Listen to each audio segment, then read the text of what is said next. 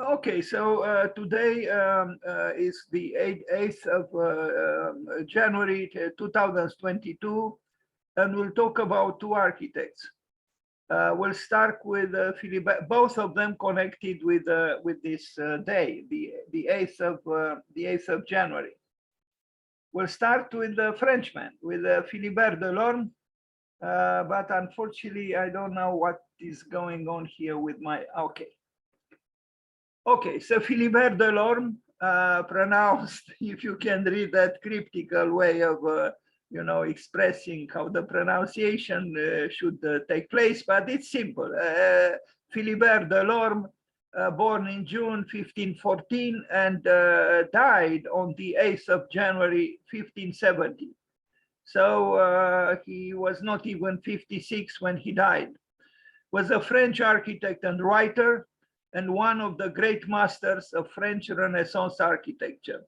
His surname is also written Delorme in that way, or Delorme, or Delorme. But anyway, he's the same person, Philibert Delorme. Here is a sign that he was noticed in his life, and for his work, he became a statue. I guess this is the future. If you are famous, if you are not famous, forget it. No one will create a stone representation of you. But I guess he deserved it. So in front of those books, here he is. Philibert Delorme, architect français, French architect, again, 1514, 1570. We see some images of him and some of his works. It's kind of strange that Renaissance for most people means Italy. I mean, it's not strange, but it's insufficient, because Renaissance was a phenomenon which was not reduced, was not limited to the frontiers of Italy. Here he is. Very few architects today would look like this. He looks stiff somehow, but maybe because there was some kind of leaning towards, in that past, I imagine the human beings were not so distanced from, religion, from faith, from, some architects were monks. It's hard to believe that today an architect would be a monk, but at that time it was possible. Although his signatures, as you can see, they are rather exuberant. I mean, I cannot imagine, someone, very dedicated to serving the above or the beyond, signing in this way. There are signs of emancipation here, almost a Baroque, Baroque exuberance. I like what I see, but I see a certain graphic rebelliousness here. Another, image with him, Philibert Delorme. Hello, sir. We are sorry you died on the 8th of January. Now, some drawings by Philibert Delorme. Let's see. He published books. He was a writer. He was a theoretician. He, like other important architects, the important architects very often, not always, very often are also concerned with the theory, because architecture is not just about, building, it's also about thinking about building. And, even Alvar Aalto, who said, I do not write, I build. But he wrote a little bit himself, and he expressed his ideas sometimes very, in a provocative way. Like, for example, architecture belongs to culture, not to civilization. This is one of the most abrupt statements an architect made, and it was done by the reticent and laconic Alvar Aalto. Anyway, Philibert Delorme, you can study Philibert Delorme and learn a lot also about, geometry. I mean, what we look at here is intriguing. He was a mathematician also. I mean, like other important architects, like Borromini. I mean, these people were not ignorant about, even arcane matters. And this is why I keep saying, and it's very, very, very important, the architect should make efforts to become again a cultural figure. And this is really up to the architect and up to the student in architecture. We cannot continue to blame society for our misgivings. We cannot continue to blame, capitalism and so on. It depends what your priorities are. If you want knowledge, you have at your disposal all the books in the world. You have the internet, you have Wikipedia, you have everything. You just have to have this priority to learn, to study, to know. And an example like Philibert Delorme is a positive one. Not too many buildings came down to us from his time and from his work, but we still have the graphic works, and the graphic works testify about a subtle, sophisticated spirit, about an architect who understood that building is also about knowing. You cannot separate the act of doing from the act of knowing. Those who imagine that they can just build on a platform of ignorance are totally wrong. So, I could speculate just looking at this page and imagine who Philibert Delorme was. It's just a drawing, it's geometry, but it's more than this. It shows the insinuation of the almost of the immeasurable into the measurable. I see this was a man who understood deeply the in a way the core of architecture, which is physical, but it's also metaphysical. Something again is ignored in most schools of architecture today: metaphysics. Of course, architecture operates within the material world with physical matters. Of course, you cannot build otherwise. But you have to make, as Paul Valéry said, you have to make the stone sing. And in order to make the stone sing, you need the immeasurable, to use the difficult word, well, not so difficult, that Louis Kahn used. Anyway, here are pages from his, his books.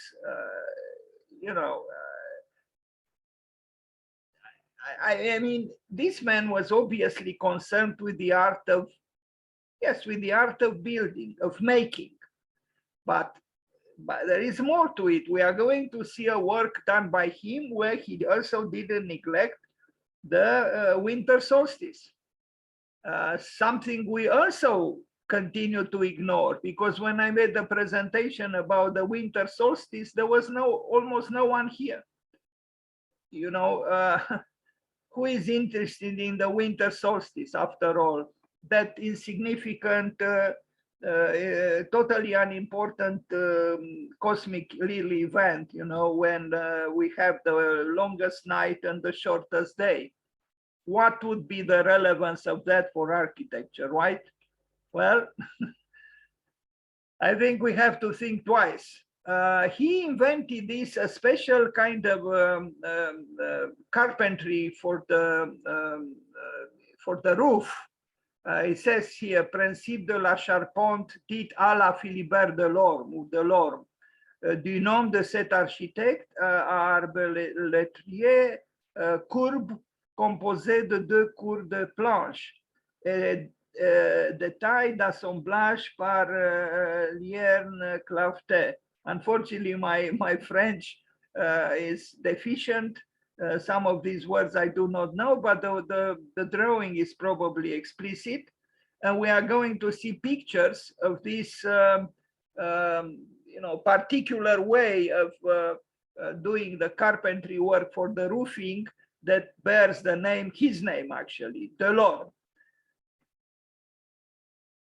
I like the fact that you see these drawings are concerned with the geometry in a very abstract way, although his aim was to build.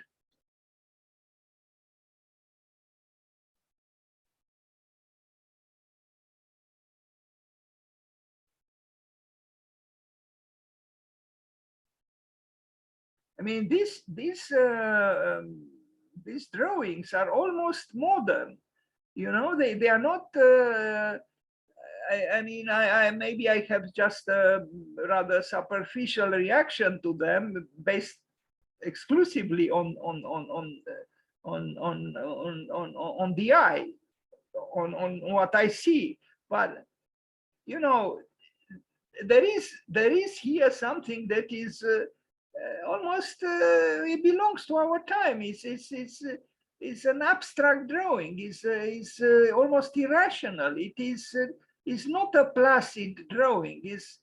You see that this man was, if I compare these sketches or these drawings, let's not call them sketches, with the sketches of Frederick Kistler, I have a feeling that there is no distance.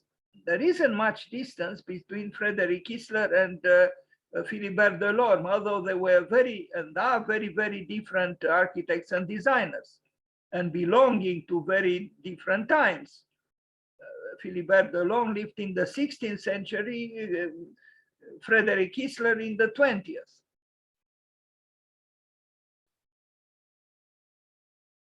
Now, Chateau de Saint-Maur. Let's see. What do we see here?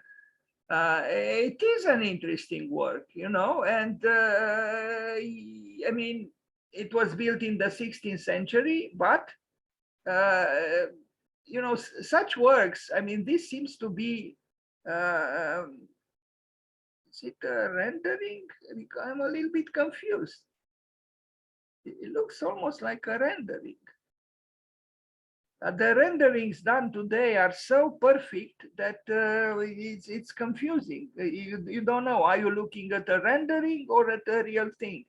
I think it is a rendering. It's just too perfect, but it's a good rendering. It could be, in fact, I am even joking, you know, I'm saying if we are able to create rendering so close to reality, maybe it's not even necessary any longer to build a building. We just do a rendering as if the building was built and be happy with it, and we pollute less the world, right? And we'll spend no money except paying the renderer to do a very good job.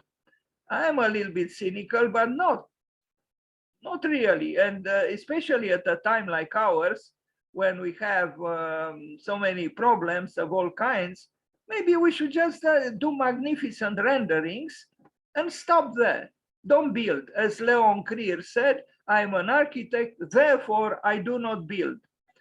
Well, he said for different reasons, and he was actually himself, you know, provocative, but I think we build too much. Now perhaps we should abstain from building, at least for a while. But this doesn't mean we abstain from thinking about architecture and you know, doing architecture, even if only at this level. Unfortunately, architects are doomed by the, you know, the demon of imagining that, you know, they have to leave behind a few things that will create a shadow on the earth. Otherwise, they would feel they live for nothing. But if every architect in the world thinks in the same way, you can imagine how this world is. And in fact, it's like it is right now. Too many buildings that throw a shadow on the earth, on the poor earth. And how many of those many buildings actually deserve to throw that shadow on the earth? I don't think so many, but you know, what can we do? Education became an industry. We have every year thousands of graduates, uh, tens of thousands, hundreds of thousands, if not more, all over the world, and everyone wants to build, right? And some of them build hundreds of buildings, so you can imagine, not to speak about the many buildings that are erected without the architect. So the whole world is actually is under siege, and the architect is assaulting the earth, actually is attacking the earth. Tomb of Francois Premier, this was a great king, Francois Premier. Apparently Francois Premier, well, he invited Leonardo da Vinci in France, and I become melancholy now, and I become nostalgic, because here you had sometimes you had enlightened enlightened people like Francois Premier, who was a king, who valued intellect, who valued knowledge, who valued artistry.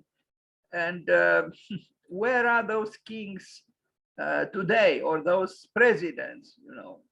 Anyway, Basilica of Saint Denis in Paris, the tomb of Francois Premier was done by you can imagine the stature of Philibert Delorme at his time, if he was asked to design the tomb of the king Francois Premier.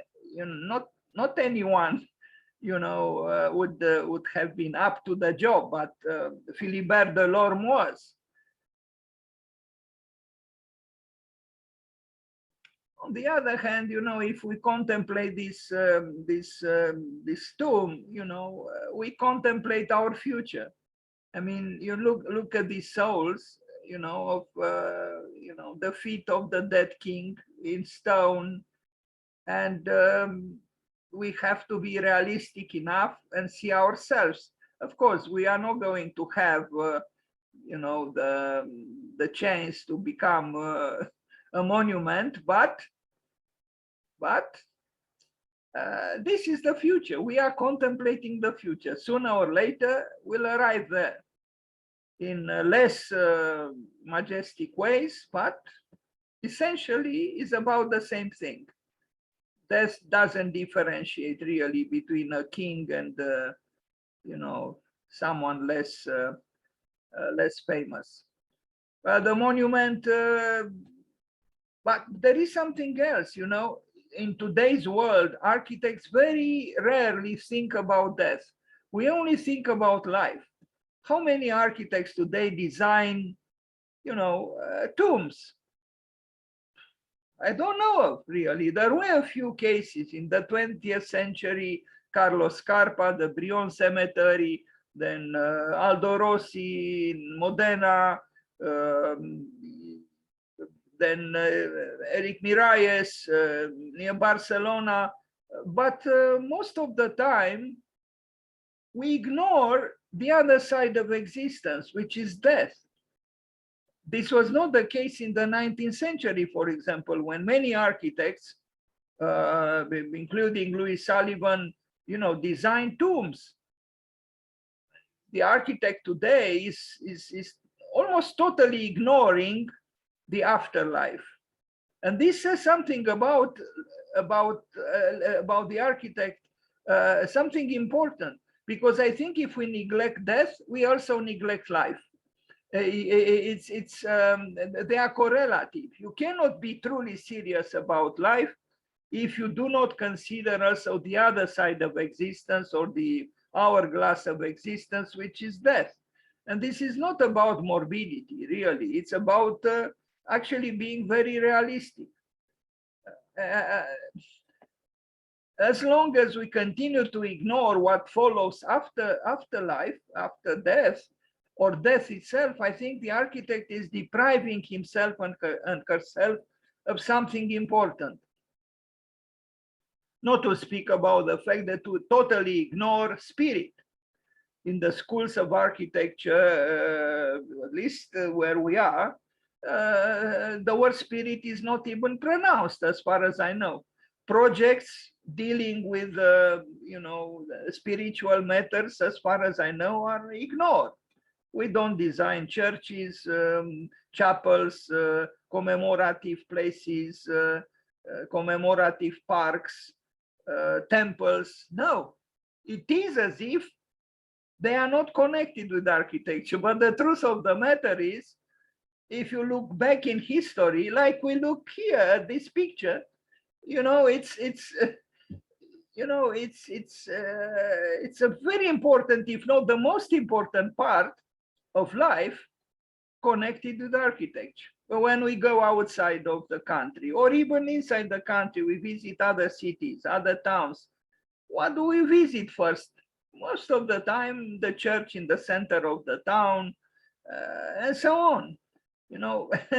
And strangely, very, very, very strangely, this very program is totally ignored in architectural education today in the country I am in, and I don't understand, because you cannot reduce human life to the stomach and the pocket.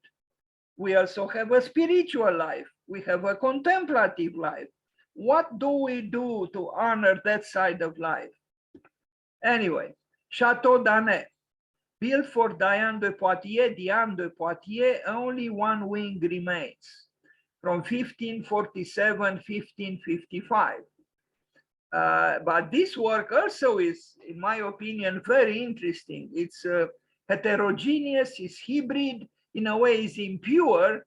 It's a fragment, no? It says it's only the one wing, but this wing in itself, I think, has so much richness and complexity. I really like it. It's almost magical. I truly think Philibert Delorme was an architect of great sophistication, of great intellectual powers and interests. And this building, this fragment, this wing shows it.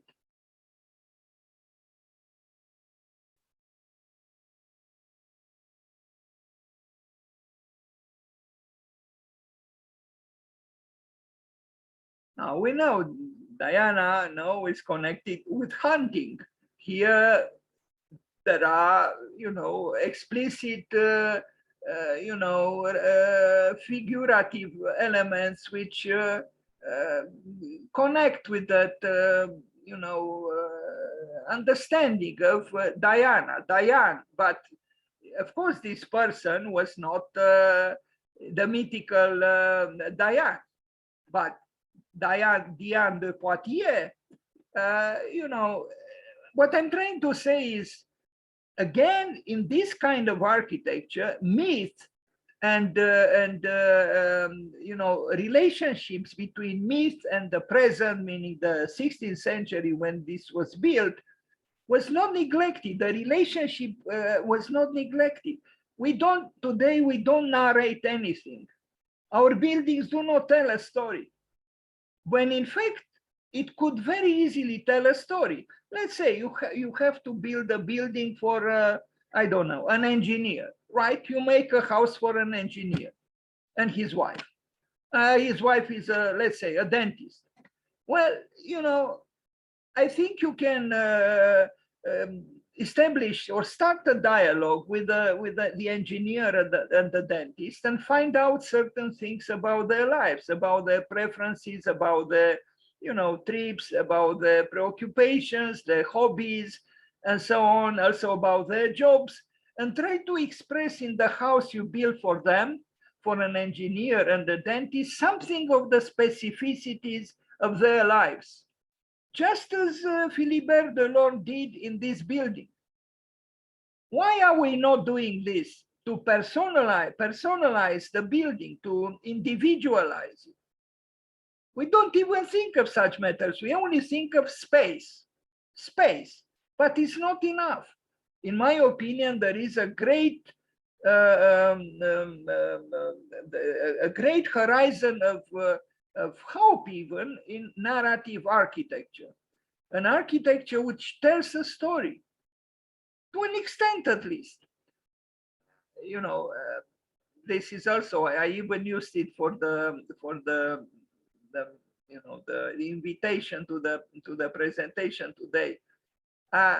When I see this, I made this presentation last year and I didn't review it this year. But now when I see these images again, I truly am very interested in Philibert Delorme. I feel this architect was very special. Too bad there aren't enough buildings that made it to our time by him, but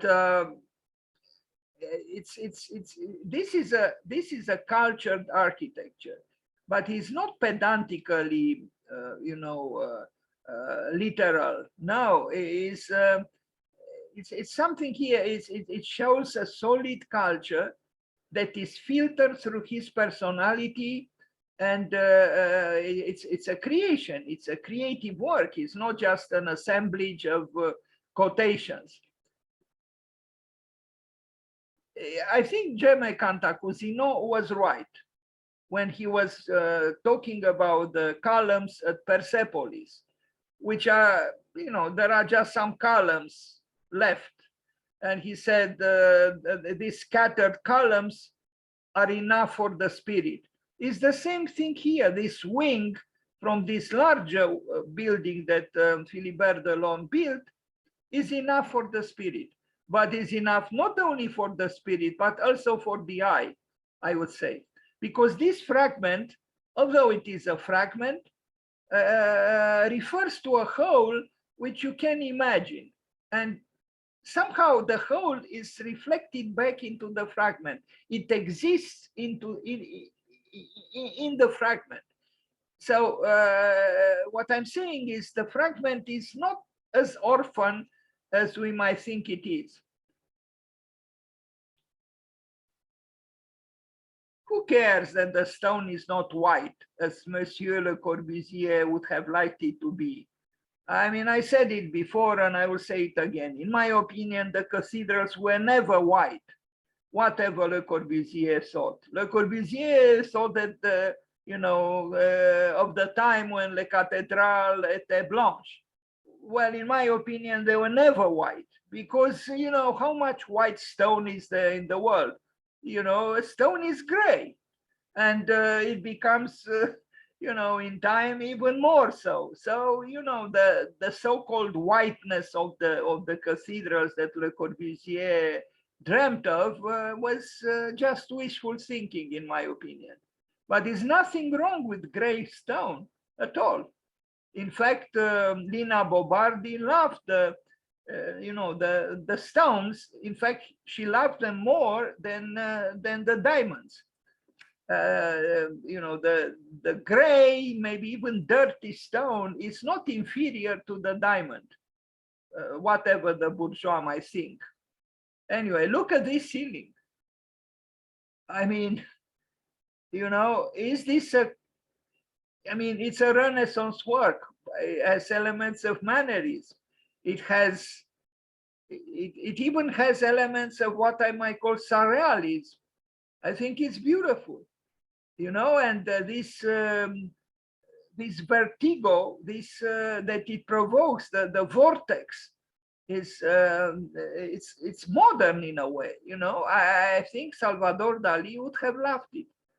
And the pavement is different, but the pavement also has a richness which for us today is almost inconceivable, because we ignore the ceiling in as much as we ignore the slab under our feet. You know, we don't spend time thinking about the narrative of the pavement or the narrative of the ceiling. But this was not the case then. And look here, it's almost an imago mundi. It's a cosmic representation brought down to earth. This is important because I think it's about a dialogue between the sky and the earth, between the celestial and the terrestrial. And it takes place through specific architectural means. You know, when I look at this floor, I see the heavens, I see cosmos. And when I look at the ceiling, I think also of the floor. There is a dialogue between the floor and the ceiling. Look, between this and this. And I remember there was a symposium about Brâncuș in Târgu Jiu, and some important art critics came to Târgu Jiu. This was, I don't know, half a century ago, around 50 years ago in the 70s. And one critic, Werner Hofmann from Vienna, from Austria, described the endless column by Brâncuș as a conjunction ring between the earth and the sky. And he implied somehow that there is some kind of a redemptive effort, was some kind of a redemptive effort from the sculptor, meaning from Brâncuș, when he erected this endless column. And the Romanian critic, Dan Coma, said, well, but the earth doesn't have any remorse or guilt because it didn't sin in any way. And then Werner Hofmann, the Austrian critic, replied, he said, yes, but the earth doesn't make sculptures. And you see a very interesting dialogue. Both Coma and Werner Hofmann were right. You know, Werner Hofmann was right that column, the endless column by Brâncuș, represents an aspiration, and maybe that aspiration even had a longing, some kind of a longing for the above. It springs from the earth and it moves upwards vertiginously into some kind of ecstatic élan vital for meeting the above. And maybe there is something religious here. I don't know if Brâncuș thought in these terms explicitly, but maybe it could be interpreted in this way too. On the other hand, Dan Coma was also right that the earth, that this kind of conception that we have some kind of a primordial guilt, and because of the primordial guilt, we create, let's say, in this case, the endless column to expiate our, our sins, our guilt. But it's true, the earth, and I imagine Brâncuș identified with the earth because he even made a sculpture called Cumințenia Pământului. It's a complicated thing. We don't know exactly what Brâncuș thought, but I think it's important that major art. I just refer to an artwork by important Romanian sculptor, but there are other artworks and other architectures where the relationship between the earth and the sky is fundamental, is essential. And unfortunately, very rarely we think about this in our buildings today, very rarely. And I think it's a great loss. But we see here in this building by Philibert Delorme, you see here clearly it's a dialogue between the floor and the dome. They are not identical. There is a difference between what's going on here and what's going on here. But I feel there is some kind of a double reflection that the two communicate silently, but an observer can notice the dialogue. It's the dialogue between the earth and the sky, or between man and the divinity. It's a beautiful, I think it's a beautiful interior. And Philibert Delorme, again, you know, if you bring aesthetics in conjunction with geometry, with mathematics, and with the truth of your inner life, you arrive at, you know, splendid results. You see, even in this, I don't know who made, I didn't make it, but clearly who made this collage of 3 images reflected on the dialogue between the floor and the ceiling here. He was, I mean, in my opinion, any great artist, any great composer, any great musician, any great anything, even any great scientist is at least obliquely or partially concerned with the mystery of existence, of creation, and of God. And to me, again, it is alarming that we totally divorce the education in architecture where we are from such preoccupations. I think we impoverish architecture dramatically. Maybe this also explains why the architect is not any longer a cultural figure. How could he or she be when the spiritual side of life we do not address? Anyway, it's a great work. And you see, even, you know, even if it was just this, the floor in this room, but look at the complexity of the, it's clear and unclear. It's because it assumes the spiral. It's a vortex of lines. The irrational is incorporated into the rational. It is constructed with rational means, geometrical means, but the meaning of the visual material that we look at transcends, in my opinion, reason. It's about unreason. It's about the unconscious. It's also about the cosmos somehow. I like it very much, really. I'm now that I review again these works by Philibert Delorme, I feel tempted to dedicate some longer time studying this architect.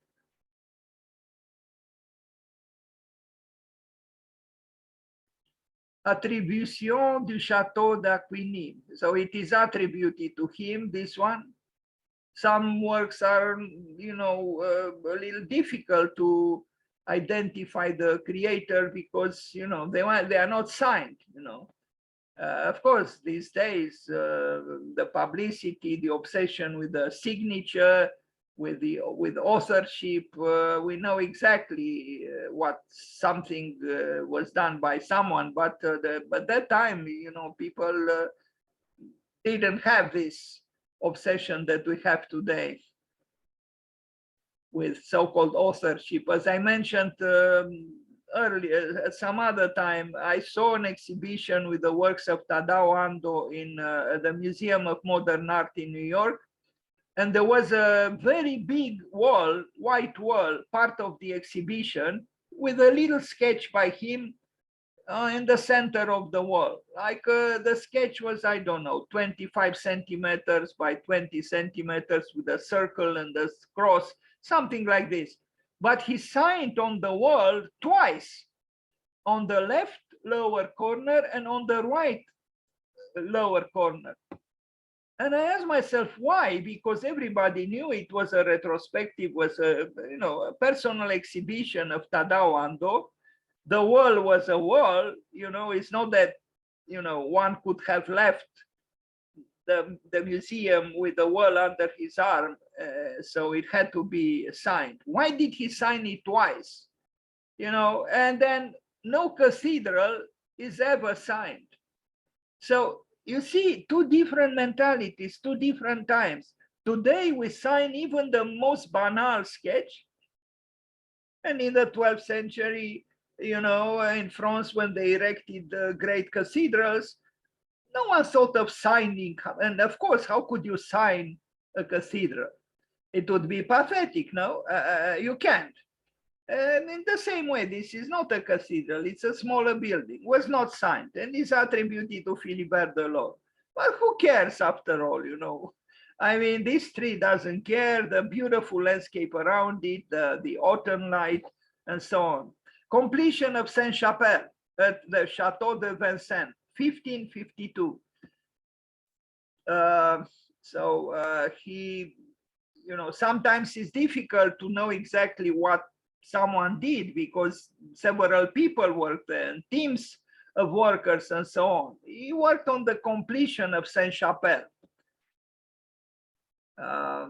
But there is a gracefulness about these works. You know, I almost feel the musicality of the Renaissance, you know, the French Renaissance. There is, it's a luminous architecture.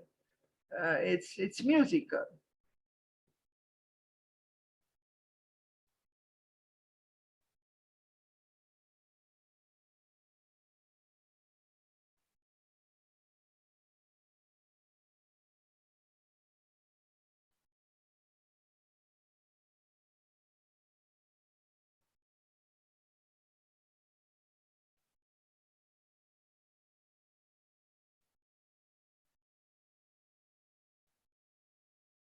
Sorry, this picture is too small. Unfortunately, I also have a few very small pictures in the next presentation about Blondel.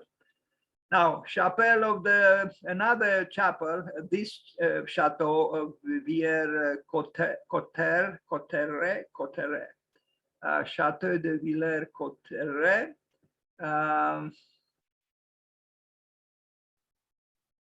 But these works, again, you know, were done by various architects. I don't know exactly. And yes, I should have known perhaps more what exactly he did here. He did this room, though. This I know.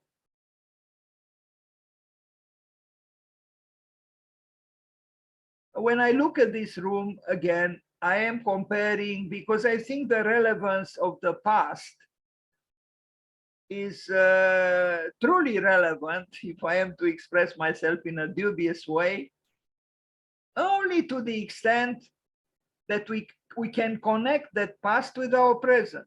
In what way looking at the work of Philibert Delorme means something for us, for me, for you today. I look at this room, I look at this building, and what do I see? I see something which very rarely I see in the architecture of my time. We don't employ sculptures, we don't employ bas reliefs, we don't employ ornamentation. We impoverished architecture dramatically in the name of space. We only talk of space, but a building is not just space. In the 4 books on architecture by Palladio, I don't remember seeing the word space there at all. But we are only obsessed by space. Space and structure, space and structure. But architecture is more than that. And ornament is important, but we ignore it. We ignore it because we think we are at the beginning of the 20th century when the architects reacted to the eclecticism of the 19th. But we are not at the beginning of the 20th century, we are at the beginning of the 21st century. And it's a different time. Ornament is coming back in great force, I would say. Now, this is familiar to us, this blank wall. But what is not familiar to us is what's here going on at the top or here on this wall. In a way, you know, here it is. This wall is ours, the modern wall, blank. This is a wall of the Renaissance, not blank. So there, which one do you prefer? I know that Adolf Loos would have said, I prefer this one, although Adolf Loos didn't renounce to the beautiful ornamentation of marble. And he used marble quite often and with a very, very exuberant ornamentation, natural ornamentation. And also Miss van der Rohe did this in the Barcelona pavilion. You know, we take the Barcelona pavilion as a model for our architecture today, ignoring the incredible ornamentation of the natural marble that he used on large surfaces. within the Barcelona pavilion. Anyway, this is a room done by Philibert Delorme, now Chateau de Meudon. It is attributed to him.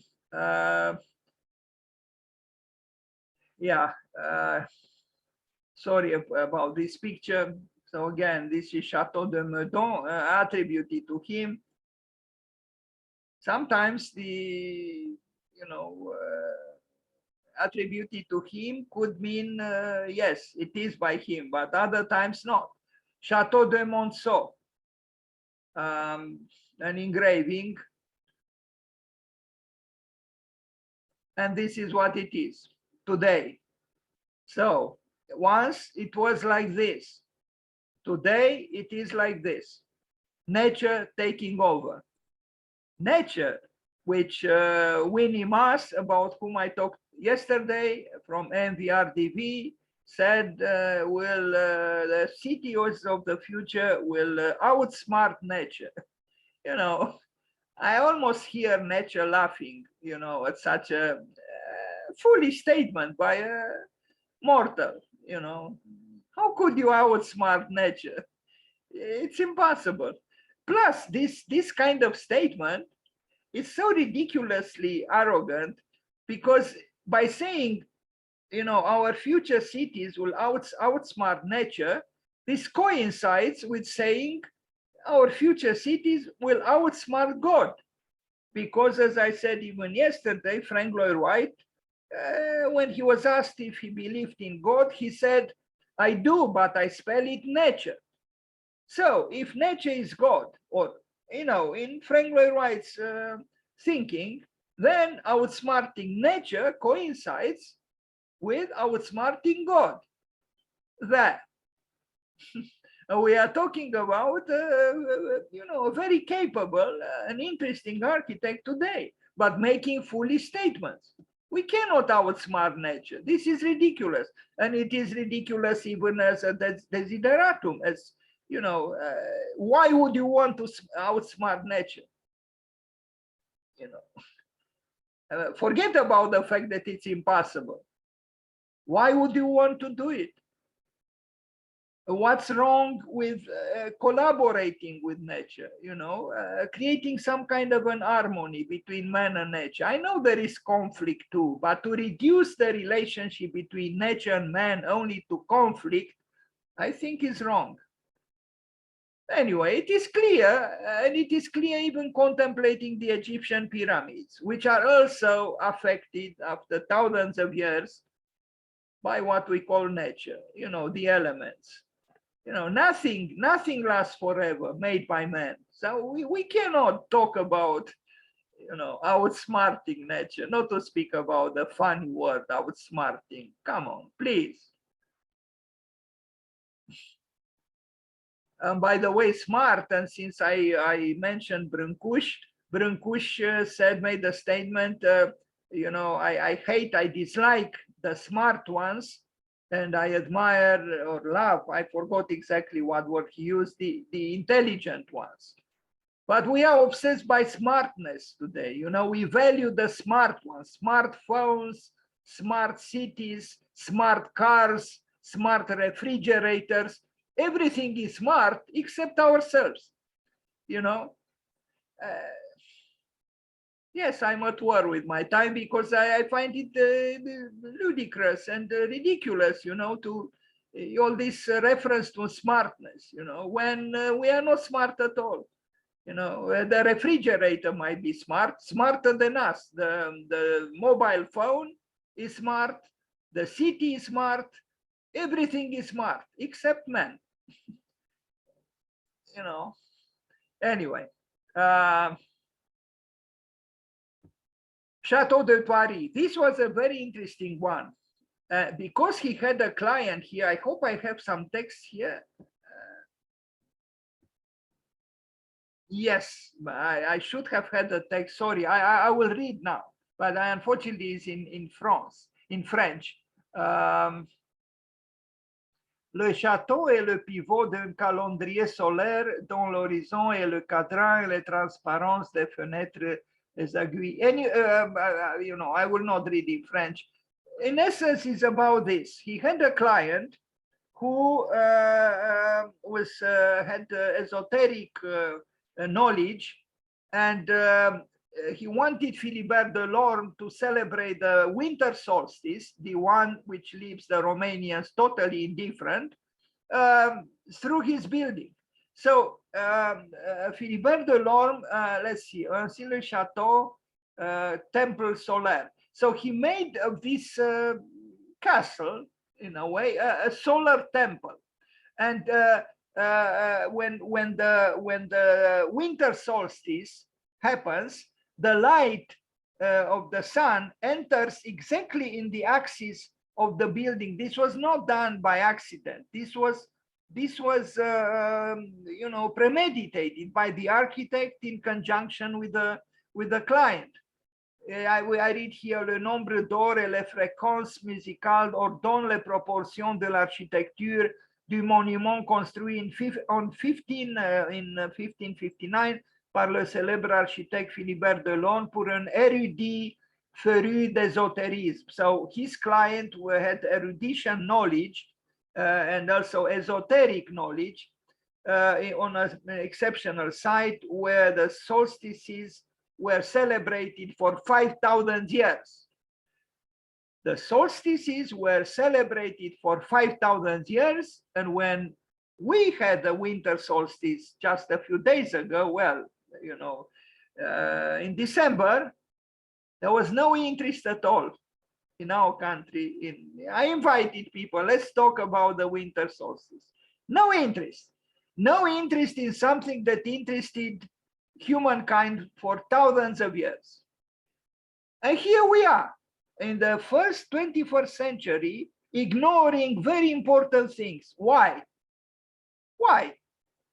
Anyway, let's look at the building because it is striking. You see, la fête du solstice, sărbătoarea solstițiului, the celebration of the solstice.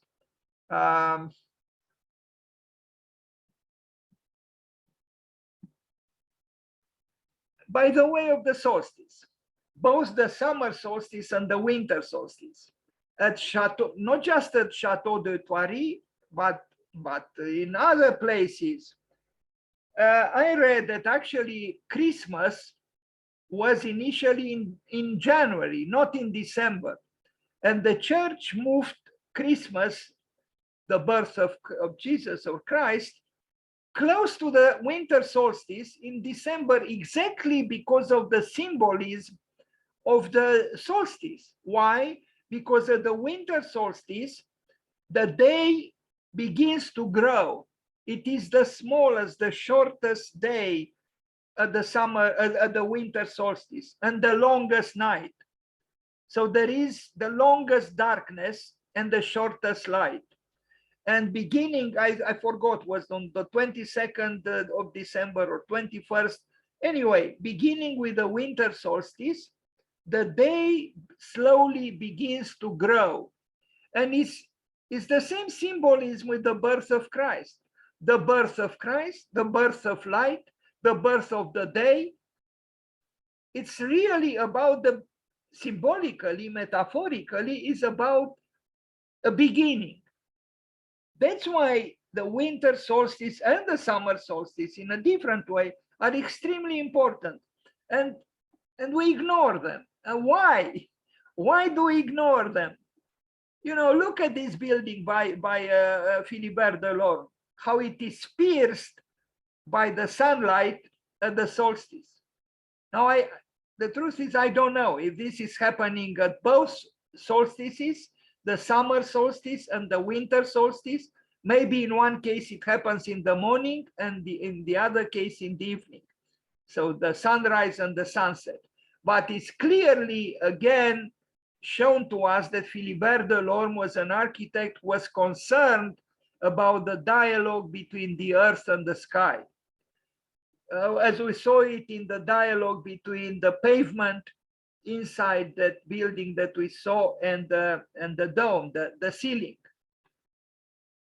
Architecture can be so beautiful if we do not ignore such important matters. Unfortunately, we totally ignore them. Of course, not everybody has this kind of esoteric with of client with erudition and esoteric concerns. I understand, but you can still make a small house. Let's say you have a project to make a small house where you try to connect the small house with certain moments of the apparent movement of the sun on the sky. And I think already by wanting to do this, you connect your building with larger meanings. You become part of a larger whole. And instead of outsmarting nature, you actually pay homage to nature and to the great mystery that the sun is, the source of life.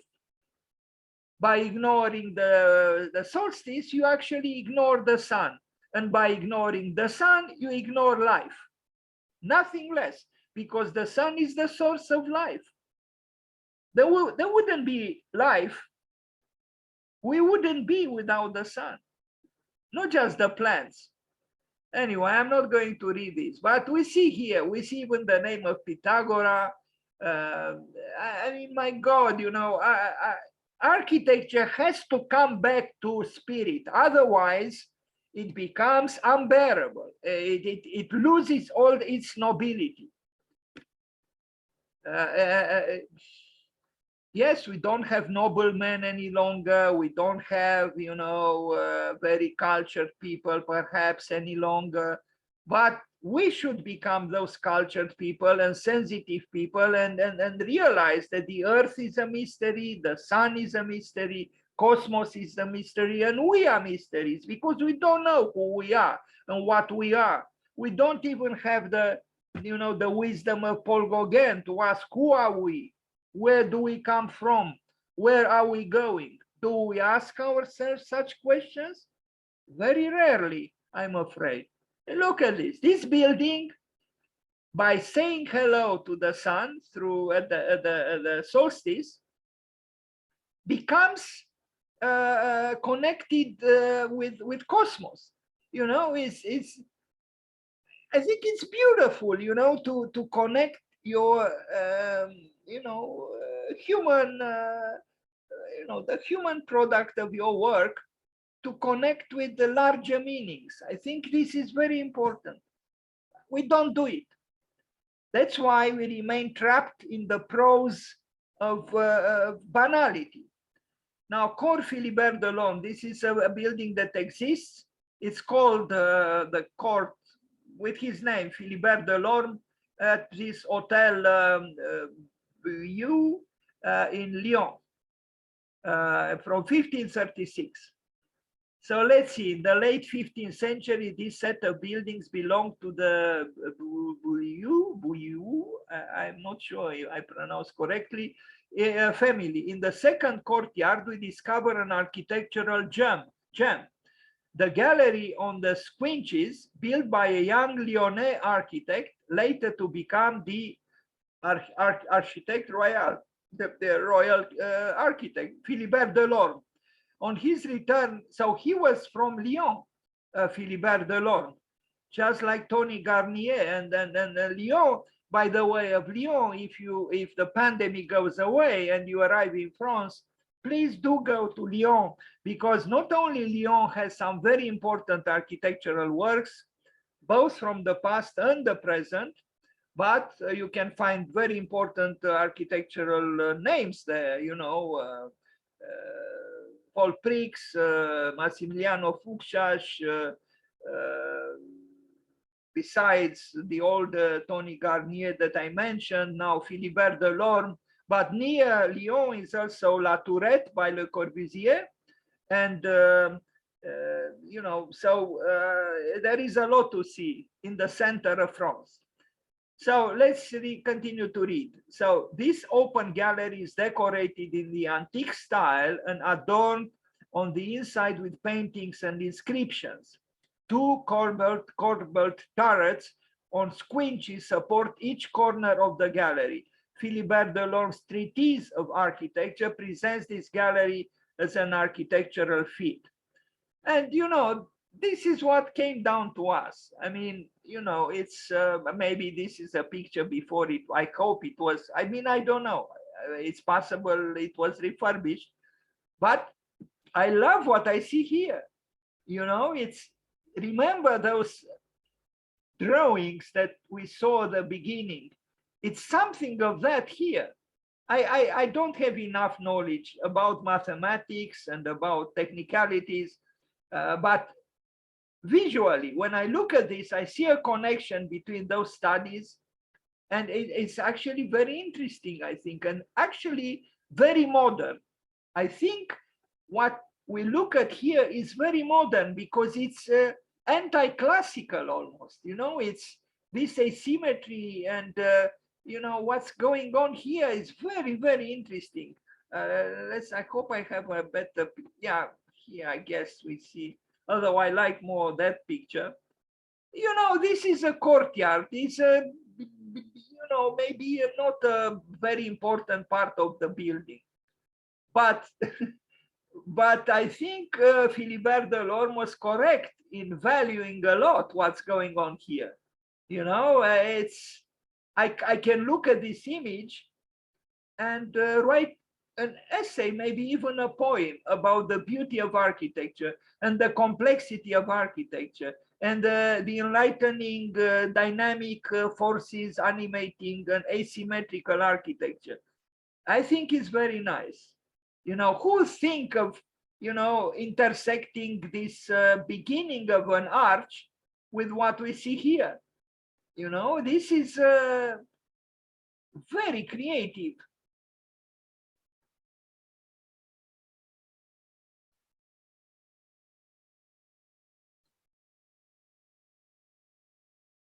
Above, of course, it's a modern addition. Even here, it's not. It's this part, this corner that is so magical.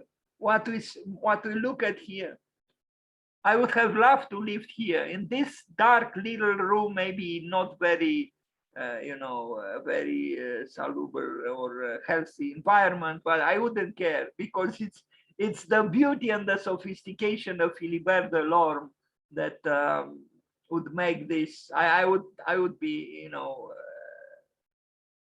thrilled to to have this my quarter. I don't, but anyway.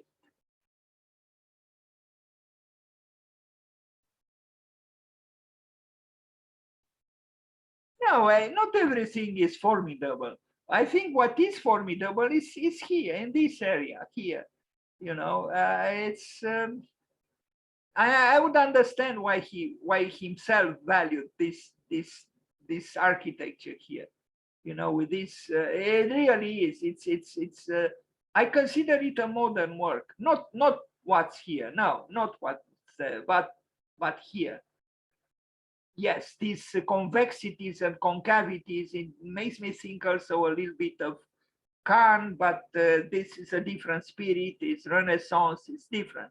Now, the bridge upon which the Chateau de Chenonceau, the famous Chateau de Chenonceau, was constructed, was done by Philibert Delorme. And here it is, a very famous chateau, a very famous castle. He did just the base, but that's enough. Let's read. The bridge upon which the Chateau de Chenonceau was constructed. He did a bridge. So this sophisticated architect, very cultured, was also a builder. He knew how to build. This was not just a play with aesthetics. He had to know the art of building. He was a builder. He was an architect. He was a theoretician, but he knew how to build. And it shows in, just in this. He only built a base for the Chateau de Chenonceau. It's more engineering, you would say, than architecture. But this is beautiful that an architect of his sophistication and his knowledge was also, a good builder and probably a good engineer. And it is a magnificent, magnificent chateau, indeed. still standing. Philibert Delorme, an architect about whom almost no one talks in so many schools of architecture. Today, actually, I thought, how would the world be, or how would the world would have been if there were no schools of architecture at all? I think human beings would have still built. But I think also something else. If there were no schools of architecture, we would have buildings that would not have been so tall, so ambitiously tall. Like, you know, someone who learns architecture by himself or herself cannot erect those or even imagine those immensely tall buildings of the present. You remain kind of like to the height of trees. But that might not be a bad idea. Although, of course, with the huge population of the present, maybe that might not be enough. But if you contemplate vernacular architecture, even from very modest African villages, you learn about the joy of building that most architects today do not have. And this is the truth, they do not have. Even if you work at a great project done by, let's say, a big office, you know, you work at a computer and you work on a little detail, but how much satisfaction do you have, really? Portions of the Louvre, he, like many others, contributed to the Louvre, but I don't have, or I didn't know. I couldn't find pictures with exactly what Philibert Delorme did at the Louvre, some portions, but which ones exactly I couldn't find out. Now, portions of the new Chateau of Saint-Germain-en-Laye, this is the chateau, again, which portions, but these are impressive buildings, you know, and I didn't know of this building before I prepared this material about Philibert Delorme. And I'm sure there are many other buildings all over the world that we do not know of, that perhaps we should know of. This is not the most unimportant and smallest building in the world, you know, and yet it's true. I didn't know about it until I began to this presentation. Portal of Chateau de Couin, now the National Museum of the French Renaissance. The wing he designed was destroyed in 1787, but vestiges are displayed inside the chateau. So he didn't do this building. Anyway. But another, I would say, if I was a little less generous, I would say decent building. Now, I end this presentation, yes, I end this presentation, which is insufficient, and I hope I can develop it in time, with the roofs of the towers of the Chateau de Bonmar, because here is this charpente, this carpentry that he did for the roofing that is named with his name. And the technique, you know, we see here, apparently he used two layers for the roof. Why exactly he did this, I do not know, although probably it's not so complicated to know, but I do not know. But again, we see a certain doubleness in his work. We saw it in his graphic works, and now we see it in this work. So there is a complex way of thinking in Philibert Delorme, which I think should make me and us and you curious to investigate further. This architect was not at all a banal architect. He was a builder, he was a theoretician, he was an architect, he was a humanist. In other words, he was a true architect.